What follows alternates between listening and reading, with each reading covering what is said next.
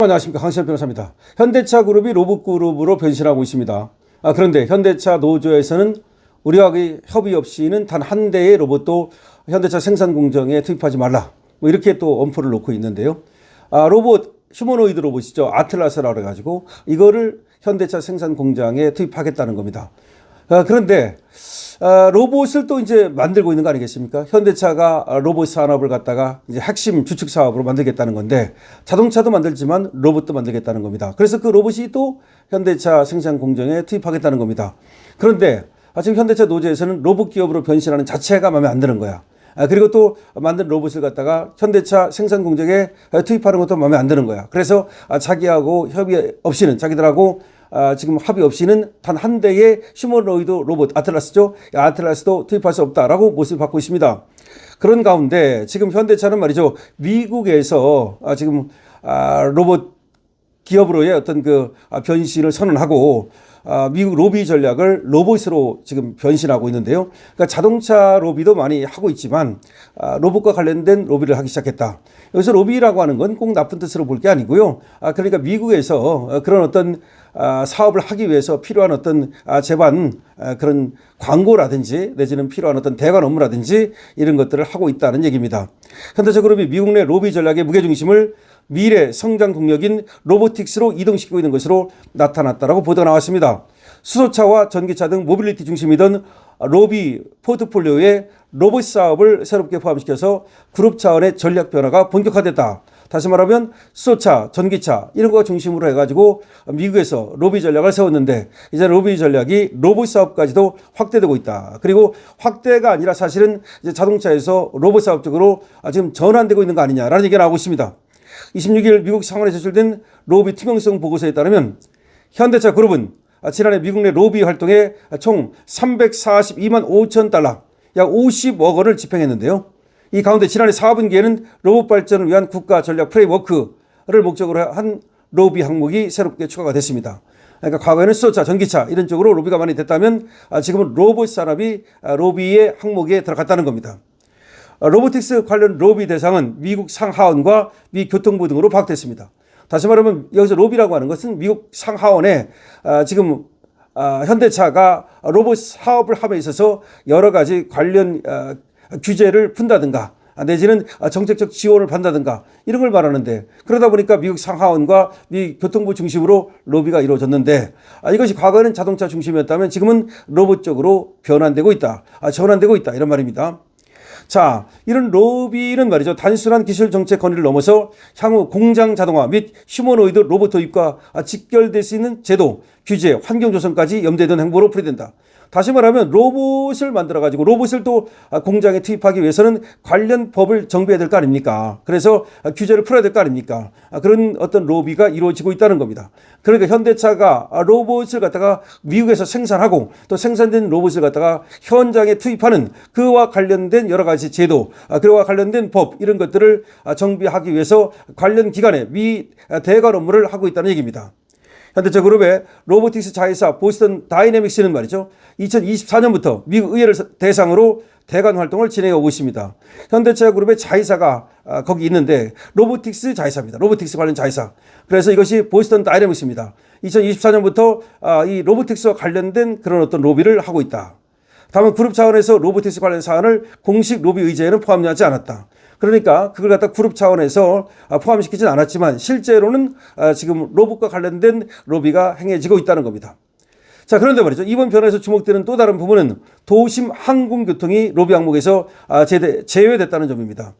그러니까 현대차 그룹은 지난해까지 도심 항공교통 이거에 대한 로비 활동을 펼쳐왔는데요. 도심 항공교통이라는 건 뭐냐면 그야말로 나르는 택시 같은 거, 이런 것들을 말하는 겁니다. 굳이 말한다면 말이죠. 그래서 도심에서 이제 항공교통을 어떻게 설계해가지고서 그걸 발전시킬 것인가.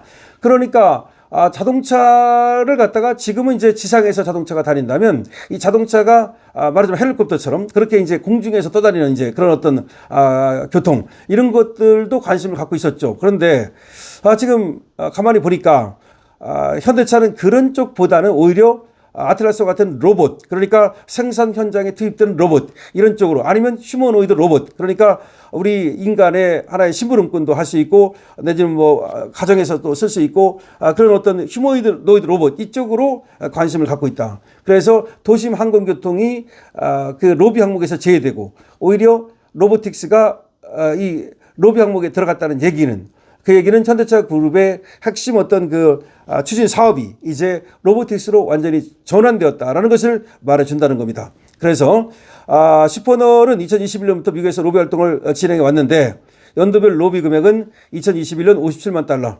2022년 61만 달러, 2023년 95만 달러, 2024년 100만 달러, 2025년 54만 달러로 집계가 됐습니다. 매년 금액을 증가시키다가 지난해에는 좀 줄였다는 얘기입니다. 자, 슈퍼널이라는 건 뭐냐면 현대차 그룹의 자회사를 말하는데, 이거는 도심 항공교통 자회사의 도심 항공교통의 자회사가 슈퍼널입니다. 그러니까 도심 항공교통의 자회사도 계속해서 로비 금액을 늘려오다가 도심 항공교통의 자회사는 로비 금액을 확 줄였다는 얘기입니다.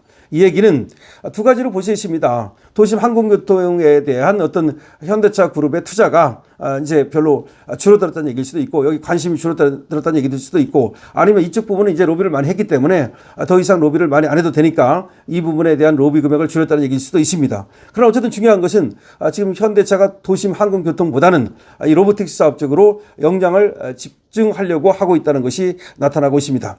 자, 그래서 이번에 로비 포트폴리오 제표는 향후 로봇 도입 과정에서 발생할 수 있는 제도라든지 노사 리스크에 대비하기 위한 선제적 조치로 해석이 됩니다. 이 얘기는 미국이 이제 이 로봇 사업에 정말 절대적으로 한번 도전을 하겠다는 얘기가 되는데요. 지금 미국 최대 자동차 노조인 전미 자동차 노조 역시 휴머노이드 로봇 도입에 부정적인 입장을 보이고 있습니다. 그러니까 우리나라 민주노총 현대차 노조뿐만 아니라 지금 미국의 자동차 노조도 역시 로봇 투입에 부정적인 부정적인 어떤 그런 태세인데, 그렇다 하더라도 이거는 바꿀 수 없는 거죠. 하나의 전향적인 추세니까. 그래서 현대차가 이 로봇 산업에다가 돈을 더 투자하고, 그리고 또 로비도 그쪽으로 더 많이 하고, 이 얘기는 결국 현대차의 중점 사업이 로봇 산업이다라는 것을 말해주는 것이다. 자동차는 도심 항공교통이라는 것도 그건 어차피 자동차니까 그거보다는 완전히 다른 개념일 수도 있겠죠. 그러니까 로봇 산업, 휴머노이드 로봇을 통해 가지고서 그야말로 로봇 기업으로 변신시키려고 하는 그런 의도가 나타나고 있다는 얘기입니다. 여러분께서는 이에 대해서 어떻게 생각하십니까? 현대차가 자동차 기업일 뿐만 아니라 로봇 기업으로 나가는 거, 이에 대해서 어떻게 생각하십니까? 그런데 현대차 노조에서는 말이죠, 그걸 절대로 안 된다라고 하면서 아주 극구 반대하고 있습니다. 그러면서 자기들하고 합의 없이는 아틀라스를 갖다가 단 한 대도 생산 공정에 투입해서는 안 된다, 이렇게 얘기하고 있는데, 그럼 미국도 말이죠, 일단은 말이죠, 이 로봇을 갖다가 생산 공정에 투입하는 것에 대해서는 상당히 반감이 있는 모양이에요. 그렇겠죠. 일단 인간이 쫓겨나는 거니까, 로봇에 의해서. 근데 결국은 인간은 로봇에 의해서 쫓겨날 수밖에 없습니다. 그건 뭐냐? 특히 현대차 같은 데는 파업이라든지 걸핏하면 말이죠, 생산성도 낮으면서 걸핏하면 돈만 많이 달라고 그러고, 그리고 일은 열심히 안 하고 태업하고 파업하고 이러는 상황에서 오히려 휴머노이드 로봇을 쓰게 되면 얘들은 파업도 안 하고 태업도 안 하고 돈 달라고도 안 하고, 그 다음에 또 뭐 먹여달라고도 안 하고 재워달라고도 안 합니다. 그렇기 때문에 결국은 로봇이 투입될 수밖에 없다. 특히 민주노총 애들은 확실히 로봇으로 완전히 갈아엎어야 된다는 저는 확실하게 생각을 합니다. 사실은 판사도 말이죠, AI 로봇으로 저는 바꿔야 된다고 생각을 하거든요. 판사도 믿을 수가 없어요. 이번에 지금 판결하는 거 보십시오. 그렇기 때문에 판사도 AI 로봇으로 바꿔야 되고, 모든 것을 다 AI 로봇으로 바꿔도 괜찮다. 그러니까 지금 인간이 너무 부정하고 인간이 너무나 몰상식하고 이런 자들은 모두 제해버리고 그야말로 가장 공정한 AI 로봇을 투입해도 상관없다고 저는 생각을 하고요. 그리고 현대차도 마찬가지입니다. 생산 공정에 AI 로봇이 들어가도 좋다, 이런 생각을 하는데, 저 민주노총 애들은 자기들 밖으로 떨어질까봐 지금 극구 반대하고 있습니다. 하지만 미국에서 지금 돌아가는 걸 보면, 미국에서 이제 어디에 이제 돈을 많이 투입하는지 로비를 많이 하는지 보면은 이 판세를 알 수 있거든요. 그런데 도심 항공교통 이 부분은 지금 로비 금액을 확 줄이고, 그리고 로보틱스 산업에다가 로비 금액을 확 늘렸다는 얘기는 미국에서 이제 로봇 사업을 본격적으로 해보겠다는 뜻입니다. 현대차의 로봇 사업, 특히 미국에서의 로봇 사업을 응원합니다. 강신업 TV입니다. 좋아요, 구독을 부탁드립니다.